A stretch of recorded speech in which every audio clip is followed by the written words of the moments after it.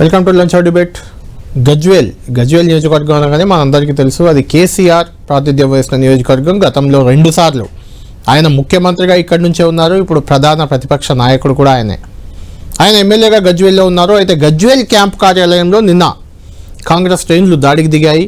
అక్కడ కేసీఆర్, ఒక రకంగా కేసీఆర్ నివాస ప్రాంగణం, అది ప్రభుత్వం ఇచ్చినప్పటికీ కేసీఆర్ నివాసం అదే ఆయన క్యాంప్ కార్యాలయం కూడా. అందులో రేవంత్ రెడ్డి ఫోటోను బలవంతంగా తీసుకువెళ్ళి కాంగ్రెస్ నేతలు పెట్టారు. దానికి నేతృత్వం వహించింది కూడా సిద్దిపేట జిల్లా కాంగ్రెస్ అధ్యక్షురాలు ఆంక్షారెడ్డి. ఆయన గతంలో నర్సారెడ్డి, ఆమె ఫాదర్ నర్సారెడ్డి, ఆయన ఎమ్మెల్యేగా ప్రాతినిధ్యం వహించారు. ఆ తర్వాత కేసీఆర్తో కలిసిపోయారు, బీఆర్ఎస్లో చేరారు. మొన్నటి ఎన్నికల ముందు ఆయన మళ్ళీ కాంగ్రెస్లోకి వెళ్ళారు. ఆయన కూతురే ఆంక్షారెడ్డి. ఆమె అక్కడ మనం చూస్తున్నాం, స్క్రీన్పై చూస్తున్నాం, కేసీఆర్ క్యాంప్ కార్యాలయం అది. ఆ క్యాంప్ కార్యాలయంలో ముఖ్యమంత్రి రేవంత్ రెడ్డి ఫోటో ఉండాలి. కేసీఆర్ ఎమ్మెల్యే కాబట్టి ఎమ్మెల్యే కార్యాలయంలో రేవంత్ ఫోటో ఉండాలి అనేది ఆడ కాంగ్రెస్ నేతల డిమాండ్. విజువల్ అదే.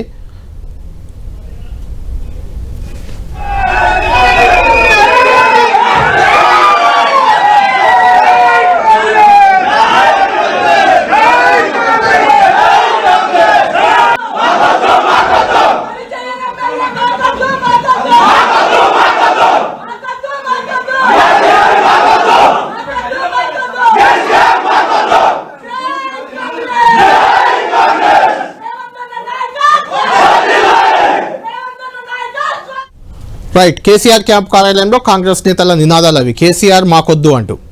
అదే రకంగా బీఆర్ఎస్ కూడా నినాదాలు చేస్తుంది, రేవంత్ మాకొద్దు అంటూ. ఇక్కడ క్యాంపు కార్యాలయంలో కాంగ్రెస్ శ్రేణుల దాడిని బీఆర్ఎస్ తీవ్రంగా తప్పుపడుతుంది. అదే సమయంలో రాహుల్ గాంధీ ఎంపీగా ఉన్నారు. రాహుల్ గాంధీ కార్యాలయంలో మోడీ ఫోటో పెట్టుకుంటారా అంటూ కూడా ప్రశ్నిస్తున్నారు. అంటే ఒక ఎంపీ ప్రధాని ఫోటో పెట్టుకున్నప్పుడు ఎమ్మెల్యే కార్యాలయాల్లో ముఖ్యమంత్రి ఫోటో పెట్టుకోవచ్చు అనేది కాంగ్రెస్ నేతల వాదనగా కనిపిస్తుంది. గతంలో కూడా రేవంత్ రెడ్డి ఎమ్మెల్యేగా ఉన్నారు, ఆయన కార్యాలయంలో పెట్టుకున్నారా కేసీఆర్ ఫోటో అప్పుడు ముఖ్యమంత్రిగా ఉన్నప్పుడు? లేదంటే ఆ తర్వాత కోమటిరెడ్డి, ఉత్తమ్ కుమార్ రెడ్డి వాళ్ళు పెట్టుకున్నారా? ఇలాంటి ప్రశ్నలన్నీ కూడా బీఆర్ఎస్ నేతలు ప్రశ్నిస్తున్నారు. అంతేకాదు, రేపు కాంగ్రెస్ నేతల దాడిని నిరసిస్తూ రేపు గజ్వేల్ బంద్కు కూడా పిలిపించింది బీఆర్ఎస్ పార్టీ. దాంతో గజ్వేల్ ఇప్పుడు గరం మీద ఉంది. అక్కడ ఏం జరుగుతుంది? గజ్వేల్ అనగానే కేసీఆర్ కంటే ముందు నుంచి కూడా మనకు గుర్తొచ్చే పేరు ఒంటేరు ప్రతాప్ రెడ్డి. ఆయన టీడీపీలో ఉన్నారు, ఆ తర్వాత టీఆర్ఎస్లోకి వచ్చారు. చాలా స్ట్రాంగ్ లీడర్ గజ్వేల్ ప్రాంతంలో. ఇప్పుడు బీఆర్ఎస్కి ఆయనే పెద్ద దిక్కు. మనతో లైవ్లో అందుబాటులో ఉన్నారు. అదేవిధంగా కాంగ్రెస్ పార్టీ నుంచి ఆ పార్టీ నాయకుడు చరణ్ కౌశిక్ యాదవ్ కూడా మనకు లైవ్లో అందుబాటులో ఉన్నారు. ముందు ప్రతాప్ రెడ్డి గారితో మాట్లాడదాం. ప్రతాప్ రెడ్డి గారు, గుడ్ ఆఫ్టర్నూన్. నమస్తే అండి. ప్రతాప్ రెడ్డి గారు, ఏంటి గజ్వేల్లో మీరున్నప్పుడు ఇదే రకమైన ఉద్రిక్త వాతావరణమే కనిపించేది? అప్పుడు మీరు టీడీపీ నాయకుడిగా ఉన్నప్పటి నుంచి కూడా. ఇప్పుడు కేసీఆర్ గత 2 టర్ములుగా ముఖ్యమంత్రిగా ఉన్నారు. ఇప్పుడు ప్రధాన ప్రతిపక్ష నాయకుడు, ఆయన గజ్వేల్ ఎమ్మెల్యే. ఆయన కార్యాలయంలోకే నేరుగా కాంగ్రెస్ నేతలు రావడం, రేవంత్ రెడ్డి ఫోటో పెట్టడం, దానిలో తప్పే ఉంది, ముఖ్యమంత్రి ఫోటో పెట్టుకోవాలి అనేది వాళ్ళ డిమాండ్. మీరేమంటారు దీనిపై? నమస్తే అండి. హలో, చెప్పండి ప్రతాప్ రెడ్డి గారు, చెప్పండి. వినబడుతుంది? వినిపిస్తుందా అండి? వినబడుతుంది, చెప్పండి. గజ్వేల్ క్యాంప్ కార్యాలయం కదండి, రాష్ట్రం మొత్తం కూడా ఎమ్మెల్యే క్యాంప్ కార్యాలయాలు నిర్మాణం చేసింది కేసీఆర్ గారు. 119 నియోజకవర్గాలలో ఎమ్మెల్యేలకి రెసిడెన్షియల్ హౌస్ నిర్మాణం చేసి ఇచ్చింది ఎవరంటే కేసీఆర్ గారు. ఎమ్మెల్యే క్యాంప్ కార్యాలయం అంటే రెసిడెన్షియల్ హౌస్ అది. అవును. ఒకవేళ ఇక్కడ ఫోటో పెట్టే రైట్స్ కానీ, జీవో కానీ, ఎలాంటి గవర్నమెంట్ కానీ, లేకపోతే ముఖ్యమంత్రి గారు కానీ, ఇంకా వేరే వీధి గుండాలకు కానీ ఎవరు మాట్లాడే రైట్స్ లేవు. ఫోటో పెట్టాలంటే గవర్నమెంట్ ఒక జీవో తీసుకురమ్మని చెప్పండి, లేకపోతే గవర్నమెంట్ ఒక బిల్లు పెట్టి తీసుకురమ్మని చెప్పండి. ప్రతి రెసిడెన్షియల్ కాలంలో రెసిడెన్షియల్ ఎమ్మెల్యే క్యాంప్ కార్యాలయంలో ఫోటో పెట్టాలని చెప్పి ఒక జీవో తీసుకురండి, లేకపోతే బిల్లు పెట్టి తీసుకురండి. అలా కాకుండా ఎక్కడ కూడా ఎలాంటి ఆధారాలు లేకుండా, ఎక్కడ కూడా ఫోటోలు పెట్టాలనేటువంటి పద్ధతి లేకుండా ఇలా వీధి రవిడీల మాదిరిగా ఎమ్మెల్యే క్యాంపు కార్యాలయం మీదకి ఎవరు లేని చూసి 100 మందితో వచ్చి గ్లాసుల వల్ల కొట్టి, ఫర్నిచర్ వల్ల కొట్టి, ఫోటోలు పెట్టి ఏం సంస్కారం అది? ఇలా రేవంత్ రెడ్డి గారు ఆయన ముఖ్యమంత్రిగా ఉన్నారు, ఆయన డెవలప్మెంట్ కాన్సెప్ట్ తీసుకురండి, డెవలప్మెంట్ కాన్సెప్ట్ మీద పోండి. ఇలా గజ్వేల్లో 27 మాసాలు అవుతుంది, సింగిల్ రూపాయి కూడా డెవలప్ చేయలేదు. ఇక్కడ మేము ఇచ్చినటువంటి 185 కోట్ల రూపాయలు కూడా క్యాన్సిల్ చేసుకున్నారు. అది కాకుండా మేము రోజు ప్రభుత్వం మీద క్వశ్చన్ చేస్తున్నాం, వాళ్ళు ఇచ్చిన హామీల మీద క్వశ్చన్ చేస్తున్నాము. ఇక్కడ పొలాలు ఎండిపోతే రైతుల పక్షాన్ని మాట్లాడుతున్నాము, వాళ్ళు చేసిన డెవలప్మెంట్, వాళ్ళు ఇచ్చిన హామీల మీద మాట్లాడుతున్నాము.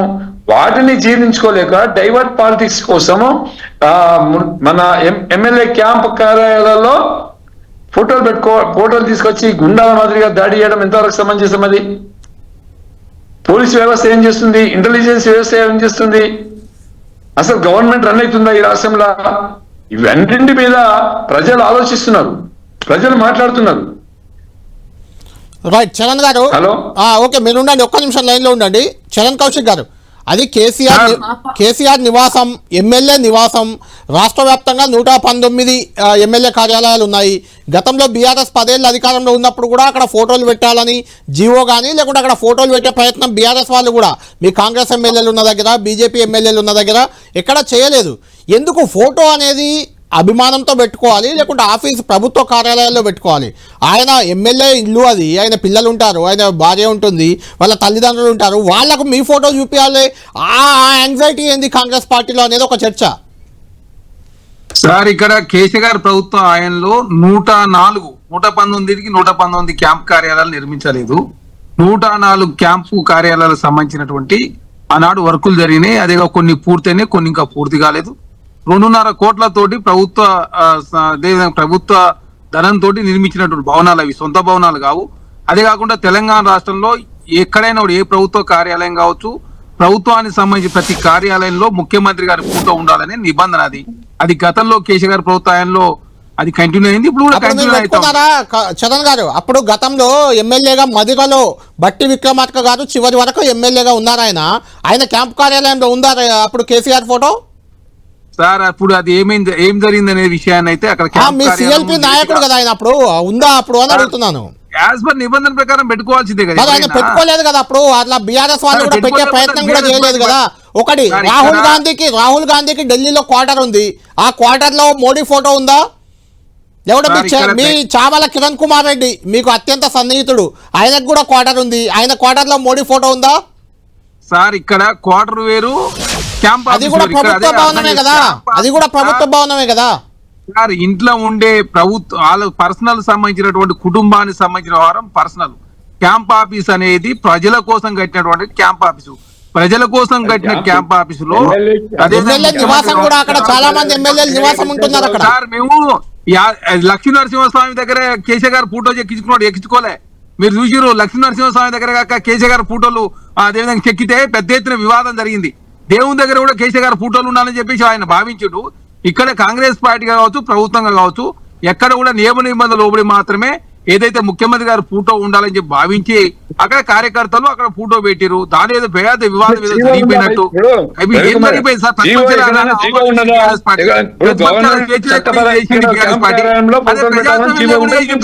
మాట్లాడతారు సార్, మీరు ఇంత గౌరవంగా మరి ప్రతిపక్ష నాయకుడు ఎందుకు అసలు మీరు మరి 1,50,00,000 జీతం తీసుకున్న కేసీఆర్ గారు మాత్రం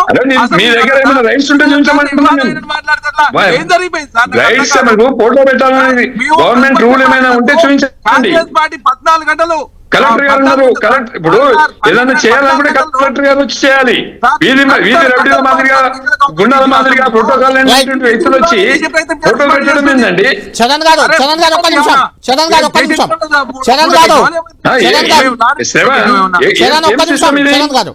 కలెక్టర్ గారు లేదా, ఆర్టీఓ లేదా, ఎంఆర్ఓ లేదా, ప్రోటోకాల్ ప్రకారం మనం రమ్మని చెప్పండి. ఎమ్మెల్యే కొట్టడము, విండోస్ కొట్టడము, క్యాంప్ కార్యంలో స్పందన శబ్దం చేయడము, ఫోటోలు పెట్టడం, ఇదని కూడా ఇస్తామండి. సార్, చట్టం ప్రకారం ఎవరైనా ముందుకు రూల్ ఏందో తీసుకురండి. చరణ్ గారు అదే అడుగుతున్నాను. ప్రతాప్ గారు ఒక్క నిమిషం. చరణ్ గారు, నిజంగానే ఫోటో పెట్టుకోవాలనే నిబంధన అయితే ఆ ఫోటో పెట్టే బాధ్యతని ప్రతాప్ రెడ్డి గారు చెప్పినట్లు ఆర్డీఓనో, ఎంఆర్ఓనో, కలెక్టరో ఎవరో తీసుకోవాలి. మీ జిల్లా కాంగ్రెస్ అధ్యక్షురాలు పోయి ఫోటో బిగిస్తుందా? గోడకు ఫోటోలు కొట్టడమా మీ డ్యూటీ? గోడలకు ఫోటోలు కొట్టడమా మీ డ్యూటీ? మీ జిల్లా కాంగ్రెస్ అధ్యక్షుల డ్యూటీ అదేనా? సార్, కేసీఆర్ గారి వయసులో పెద్దవారు, వారు ఆదర్శంగా. అది కాదు పాయింట్, అది కాదు. జిల్లా కాంగ్రెస్ అధ్యక్షుల డ్యూటీ అదా? జిల్లా కాంగ్రెస్ అధ్యక్షుల డ్యూటీ అదా? యువ నాయకురాలు ఆమె కొంత భావోద్వేగానికి గురై ఉండి భావోద్వేగం కాదండి. అక్కడ మాకు అందుతున్న సమాచారం ఆ జిల్లా కాంగ్రెస్ అధ్యక్షురాలని మిగిలిన నియోజకవర్గ ఇన్ఛార్జీలు వాళ్ళు లెవెల్ కూడా పట్టించుకోవట్లేదట పెద్దగా. దాంతో ఏదో ఉనికి కోసం ఒక పోరాటం చేస్తున్నట్లుగా అనిపిస్తుంది. అది సార్ ఎట్లా పట్టించుకో అందరు పట్టించుకోరు కాబట్టి అందరి నిర్ణయం మేరకే జిల్లా అధ్యక్షురాలు అనౌన్స్ చేశారు. ఇదంతా బీఆర్ఎస్ పార్టీ ఏముంది, ప్రాపగండ చేసే ప్రయత్నం వారు చేస్తారు. వాళ్ళలాగా లక్ష్మీనరసింహస్వామి కాడ కేసీఆర్ గారు ఫోటో పెట్టినప్పుడు మాత్రం అది బీఆర్ఎస్ పార్టీ చేస్తే కరెక్ట్. దేవుని దగ్గర కూడా కేసీఆర్ గారు ఫోటో కావాలని చెప్పి వారు కోరుకున్నారు. ఇప్పుడు అది కాదండి, మీరు ఫోటో పెట్టారు, వాళ్ళు ఫోటో మీరు ఫోటో కాదు చరణ్ గారు, మీరు ఫోటో పెట్టారు, వాళ్ళు ఫోటో పక్కన పడేసి తొక్కారు దాన్ని. ఇప్పుడు రేవంత్ రెడ్డి గారిని అవమానించింది ఎవరు సార్? ఇప్పుడు ఎక్కడైనా గుర్తుపెట్టుకోవాలా, యాజ్ ఏ ప్రజాస్వామ్యబద్ధంగా ఏదైనా పౌర్ణిత్యం తోసమైనా ఇంకోటైనా కూడా ఖచ్చితంగా చర్యలు తీసుకుంటారు. మరి ఏది చర్యలు లేవు కదా. కాకపోతే కేసీఆర్ ఒక ప్రధాన ప్రతిపక్ష నాయకుడిగా, మాజీ ముఖ్యమంత్రిగా వారే ఉందా గౌరవించి అసలు వాస్తవంగా క్యాంప్ ఆఫీస్ లో ముఖ్యమంత్రి గారి ఫోటో ఉండాల్సి ఉండే. అనవసరంగా ఆ కాంగ్రెస్ పార్టీ శ్రేణులు పెట్టే వరకు పోయిందంటే మీరు చూడండి ఎంత పెట్టడానికి. నేను అదే అంటున్నాను, ప్రభుత్వ కార్యాలయంలో కాంగ్రెస్ శ్రేణులు ఫోటోలు పెట్టడం ఏంటి? నా క్వశ్చన్ అది కదా. వాళ్ళు చేయలేగాడు, వీళ్ళు చేసారు సార్. ప్రభుత్వం ఫెయిల్ అయిందా? ప్రభుత్వం ఫెయిల్ అయింది. ప్రభుత్వం ఫెయిల్ అయిందా? బిఆర్ఎల్పి కార్యాలయకి అసెంబ్లీలో ఛాంబర్ కేటాయించారు. బీఆర్ఎస్ పార్టీకి సంబంధించినటువంటి ప్రతిపక్ష నాయకుడు ఇవ్వాల్సిన అన్ని వసతులు ఇచ్చారు. అయినా ప్రతిపక్ష నాయకుడు అసెంబ్లీ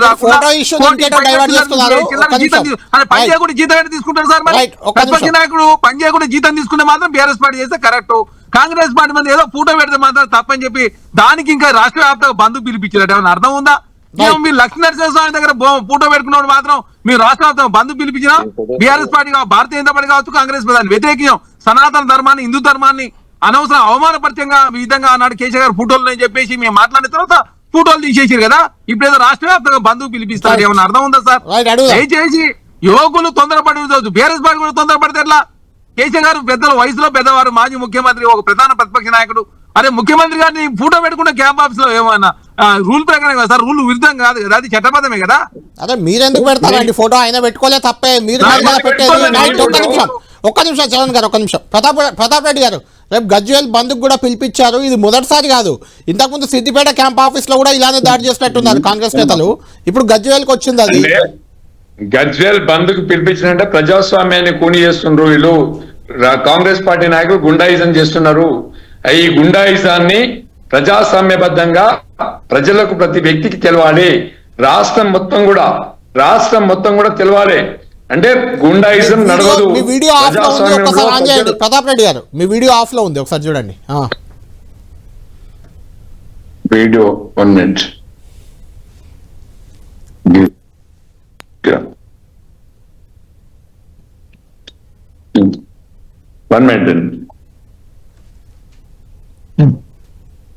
రైట్, ప్రతాప్ రెడ్డి గారు చెప్పండి. వీడియో చెప్పండి, వచ్చింది చెప్పండి. అదే మేమంటున్నామంటే, ఇప్పుడు ఇవాళ ఆయన ఎమ్మెల్యే క్యాంపు కార్యాలయం కోసం మాట్లాడాల్సింది తీసిపెట్టి యాదగిరిగుట్ట కోసం ఇంకెక్కడో తీసుకుపోతున్న చరణ్ గారు. నేనేమంటున్నా అంటే, ఎమ్మెల్యే క్యాంపు కార్యాలయంలో ముఖ్యమంత్రి గారి ఫోటోలు పెట్టాలంటే ప్రభుత్వం ఒక జీవో తీసుకొచ్చి, ఆర్డినెన్స్ తీసుకొచ్చి, కలెక్టర్లు, ఆర్డీఓలు, ఎంఆర్ఓలు అఫీషియల్ గా వచ్చి పెట్టమంటున్నా, వద్దనట్లేదు. అనవసరంగా వీధి రౌడీలు, వీధి గుండాలు, ప్రోటోకాల్ లేని వ్యక్తులు కాంగ్రెస్ పార్టీ చెప్పి హంగామా చేసి ఫోటోలు పెట్టడం ఎంతవరకు సమంజసము? ఇది ప్రజలు ఆలోచించాలి. ప్రతి తెలంగాణలో ప్రజలు ఆలోచిస్తున్నారు. ఇవాళ వీధి రౌడీల మీద ఒక ప్రధాన ప్రతిపక్షమైనటువంటి నాయకుడు కేసీఆర్ గారి క్యాంపు కార్యాలయానికే భద్రత లేకుంటే ఈ రాష్ట్రంలో ఎవరికి భద్రత ఉంటది? ఈ రాష్ట్రంలో ఎవరిని కాపాడుకోగలుగుతారు? ల్యాండ్ ఆర్డర్ కొలాప్స్ అయిపోయింది. ఇవాళ వాళ్ళ ప్రభుత్వం అట్టర్లీ ఫ్లాప్ గవర్నమెంట్. ఇవాళ దోసుకోవడానికి, గుండాయిజం చేయడానికి, పోలీస్ స్టేషన్ అడ్డం పెట్టుకోవడానికి ప్రయత్నం చేస్తుంటే ఎవరు కూడా క్షమించరు. నేను ఓపెన్ గా చెప్పేది ఏంటంటే, నిన్నటి దాడిని మేము తీవ్రంగా ఖండిస్తున్నాం. రేపు గజ్వేల్ బంద్కు పిలిపించినాం. స్వచ్ఛందంగా మా గజ్వేల్ ప్రజలు కేసీఆర్ వెంట ఉన్నారు. బంధు విజయవంతం అవుతుంది. అది ప్రజాస్వామ్యబద్ధంగా చేస్తున్నాం, గుండాయిజం చేస్తలేం మేము. ఇవాళ ఎమ్మెల్యే గారి క్యాంపు కార్యాలయం మీద దాడి చేయడము, ఇష్టం వచ్చినట్టు కేసీఆర్ గారి ఎంత పనికిరాని విలువలు, పనికిరాని గుండాయిజం చేసేవాళ్ళు, పనికిరాని సమాజంలో పనికొచ్చే వాళ్ళు కాకుండా ఒక కేసీఆర్ లాంటి పెద్ద మనిషిని పట్టుకొని చిటికెలు వేసి మాట్లాడడం ఏంటండి? ఇది రేవంత్ రెడ్డి గారు ప్రోత్సహిస్తురా? కాంగ్రెస్ పార్టీ నాయకులు ప్రోత్సహిస్తుండ్రా? కాంగ్రెస్ పార్టీ నాయకులకు ఏమైనా చిత్తశుద్ధి ఉంటే, ప్రజాస్వామ్యం మీద నమ్మకం ఉంటే మీరు కూడా ఖండించండి, ఈ దాడిని ఖండించండి. ఇది నైజం, ఇది ప్రజాస్వామ్యం. ఇది మానవతా విలువలు కాపాడింది. అంటే ప్రతాప్ రెడ్డి గారు మీ దీనికి టీఆర్ఎస్ వచ్చిన నాయకులు కూడా కొంతమంది రేవంత్ రెడ్డి గారిని పట్టుకొని రౌడీజం రౌడీ రాజ్యం అంటూ మాట్లాడుతున్నారు. ఆయన ముఖ్యమంత్రి కదా, ఆయన అలా ఎలా అంటారు మీరు కూడా? ముఖ్యమంత్రి గారే అసెంబ్లీలో నా వెనకాల కూడా గుండాలు ఉన్నారు, కండలు తిరిగినటువంటి ఠాగూర్ నా వెనుక ఉన్నాడు, కండలు తిరిగిన వ్యక్తి అని చెప్తున్నాడు. ఆయన ఏం మెసేజ్ ఇచ్చినట్టు? ఒక అసెంబ్లీలో ఏం మాట్లాడాలి? ప్రజల కోసం మాట్లాడండి, డెవలప్మెంట్ కోసం మాట్లాడండి, తెలంగాణ రాష్ట్రం కోసం మాట్లాడండి, ఇరిగేషన్ ప్రాజెక్టుల కోసం మాట్లాడండి. అవన్నీ వదిలిపెట్టి నా వెనకాల కూడా ఠాగూర్ లాంటి కండలు తిరిగిన వ్యక్తులు ఉన్నారు అని ఏం మెసేజ్ ఇచ్చిండు రేవంత్ రెడ్డి? ఏం మెసేజ్ పంపించిండు రాష్ట్రంలో? అంటే ఇట్లాంటి గుండాయిజం చేయమని పంపిస్తుండా? ఇదే నా రేవంత్ రెడ్డి తీరు. ముఖ్యమంత్రిగా ఆయన చేయాల్సిందేముంది? ఆయన ఇచ్చిన హామీలు, ఆయన చెప్పిన మాటలు, వాటిని అమలు చేయడానికి ప్రయత్నం చేయండి. డెవలప్మెంట్ కాన్సెప్ట్ పెంచండి. మేము ఎక్కడ అడ్డుకోవట్లేదు కదా. మీరు మంచి పనులు చేస్తే ఏమైనా రిజర్వేలు పెట్టండి. ఎస్ఎల్బిసి టర్నల్ కూలిపోయి అక్కడ పెండింగ్ లో ఉంది, తవ్వండి. మహబూబ్నగర్ జిల్లా సొంత జిల్లా, 1 ఎకరానికి నీళ్ళు ఇవ్వలేదు మీరు 2.5 ఏళ్లలో. ఎక్కడ మీరు పనిచేస్తున్నారు? 3 లక్షల కోట్ల అప్పులు తీసుకొచ్చిండు. ఎక్కడ ఇన్వెస్ట్మెంట్ చేసిండు? కేసీఆర్ అప్పులు తెచ్చిండు అని రోజు మాట్లాడారు. మీరెందుకు అప్పులు చేస్తున్నారు? మీరెందుకు ఎంతసేపు కేసీఆర్ కుటుంబం కోసము, కేసీఆర్ కోసం మాట్లాడతారు? మీరు ఇచ్చిన హామీల మీద మీరు 6 గ్యారంటీలు అంటున్నారు కదా. మరి 6 గ్యారంటీలు అంటే ఇక్కడ పోయినాయి 6 గ్యారంటీలు? దానికోసం మాట్లాడండి. తులం బంగారం ఎక్కడ బాయే? కేసీఆర్ ఇచ్చిన కిట్ ఎక్కడ బాయే? న్యూట్రిషన్ కిట్ ఎక్కడ బాయే? 4,000 పెన్షన్ ఎక్కడ బాయే? 6,000 పెన్షన్ ఎక్కడ బాయే? రైతు బంధు 15,000 ఎటు బాయే? దళిత బంధు 12 లక్షలు ఎటు బాయే? ఎక్కడ నీ ఇచ్చిన హామీలు ఎక్కడ పోయినాయి? 6 గ్యారంటీలు కదా, 6 పాయింట్ కూడా 6 ఎక్కడ కూడా గ్రామ పొందనే కూడా అట్లా మీరు ఇచ్చినాయి. ఇవాళ కేసీఆర్ గారు చేసినాయి ఎక్కడ చూసినా కనిపిస్తాయి. కాళేశ్వరం కనిపిస్తుంది, కూలిపోయింది అంటున్నారు కాళేశ్వరంకి. మరి ఇలా మూసీ నది కోసం నీళ్ళు ఎట్లా వస్తాయి? చరణ్ గారు ఇచ్చిన గ్యారంటీలు పక్కన పెట్టి ఇలాంటి వాతావరణం, ఇలాంటి ఉద్రిక్తతతో రెచ్చగొట్టే ప్రయత్నాలు చేస్తున్నారు. ప్రభుత్వమే లా అండ్ ఆర్డర్ పోయేలా వ్యవహరిస్తుంది అనేది దానికి ఏం చెప్తారు? మేమేమంటున్నాం అంటే చర్చ చేద్దాం రండి. మీరు ఇచ్చిన హామీలు ఏందో, మీరు ఎన్ని నెరవేర్చిరో, మేమెన్ని నెరవేర్చినో ప్రభుత్వం చెప్పడానికి సిద్ధంగా ఉంది. ప్రతి ఊరు పోతే ఇందిరా మిల్లు కనపడతాయి, అదేవిధంగా రేషన్ దుకాణాలు పోతే కనపడతాయి. రుణమాఫీ ఎవరు చేసి మాఫీ చేసిన డబుల్ బెడ్రూమ్ ఇయ్యలే. 14 లక్షలు పోడుగులు పంచలే. దళిత ఊళ్ళకు 3 ఎకరాలు లేవు, దళిత ముఖ్యమంత్రి లేదు. యాదవ్ ఏమంటే తెలంగాణ 7,10,000 కోట్ల రూపాయలు అప్పు చేసి మీరు బుకాయించే ప్రయత్నం, మీరు చేసిన అప్పులకు వడ్డీ ఇన్స్టాల్మెంట్ రాష్ట్ర ప్రభుత్వం చెల్లిస్తానికే 3 లక్షల కోట్ల రూపాయలు అయింది అప్పు.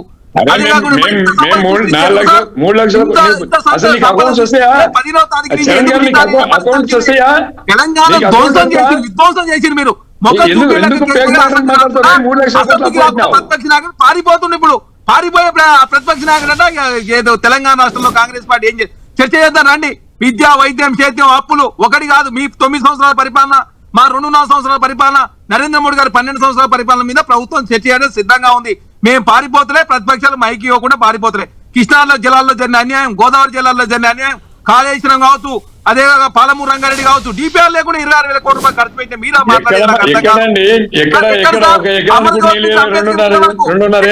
సీతారామరాయుడు వరకు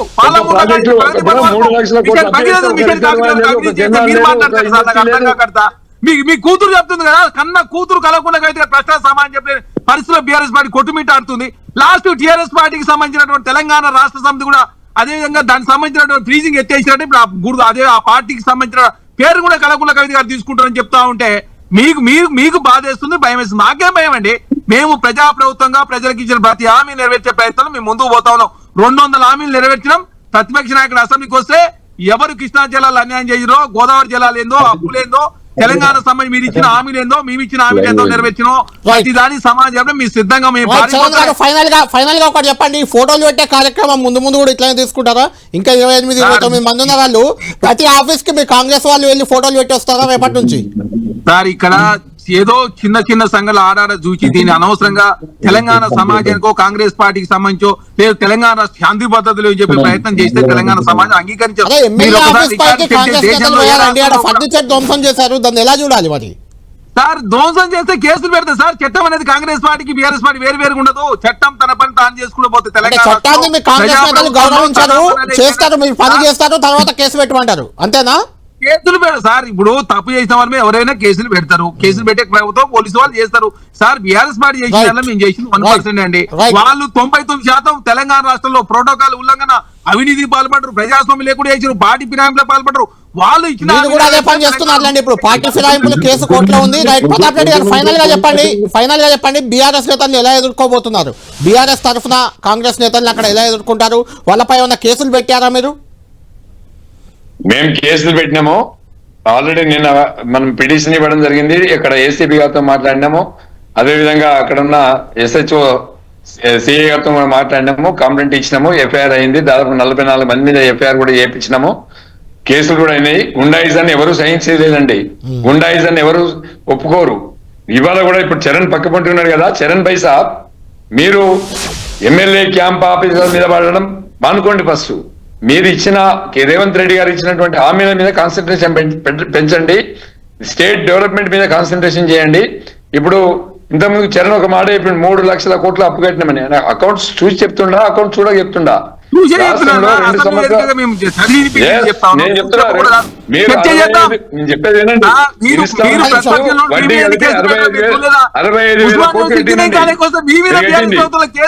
మర్చిపోయినా అన్న, నాకు అర్థం కాదు. నేను చెప్పేది వినండి. మీరు పనికిరాని మాటలు మాట్లాడకండి. ప్రభుత్వంలో మరి మీ మీద కేసులు పెట్టిరు, అద్దంకి దయాకర్ మీద పెట్టిరు, ఉస్మానియా యూనివర్సిటీ విద్యార్థి నాయకుల మీద ఆనాడు కేసులు పెట్టే పరిస్థితి. రేవంత్ రెడ్డి కూడా తెలుగుదేశం పార్టీ, కాంగ్రెస్ పార్టీ అంతకంటే ముందు వేరే ఇష్యూ అండి. ఏ పార్టీలో ఎవరు తెలియని పరిస్థితి. చూద్దాం ఏం జరగబోతుంది, చూద్దాం. థ్యాంక్ యూ ప్రతాప్ రెడ్డి గారు, థ్యాంక్ యూ చరణ్ కౌశిక్ గారు, థ్యాంక్ యూ వెరీ మచ్. మొత్తానికి గజ్వేల్ మాత్రం గరం మీద ఉంది. కేసీఆర్ ప్రాతినిధ్యం వహిస్తున్న నియోజకవర్గం. అక్కడ కాంగ్రెస్ శ్రేణులు నిన్న ఆయన క్యాంపు ఆఫీస్ మీద దాడి చేసి అక్కడ రేవంత్ రెడ్డి ఫోటో పెట్టడం, దాన్ని మళ్ళీ బీఆర్ఎస్ శ్రేణులు తొలగించడం, ఇదంతా జరిగిన నేపథ్యంలో రేపు గజ్వేల్ బంద్కు పిలిపించారు. ఆ బంద్ ఎలా జరగబోతుంది, ఏం జరగబోతుంది రేపు గజ్వేల్లో అనేది చాలా ఇంట్రెస్టింగ్గా మారింది. చూడాలి రేపు బీఆర్ఎస్ కాంగ్రెస్ మధ్య ఎలాంటి పరిస్థితులు గజ్వేల్లో ఉండబోతున్నాయి, దీన్ని ప్రభుత్వం ఏ రకంగా ఎదుర్కోబోతుంది వేచి చూద్దాం. ఇది లంచ్ అవర్ డిబేట్.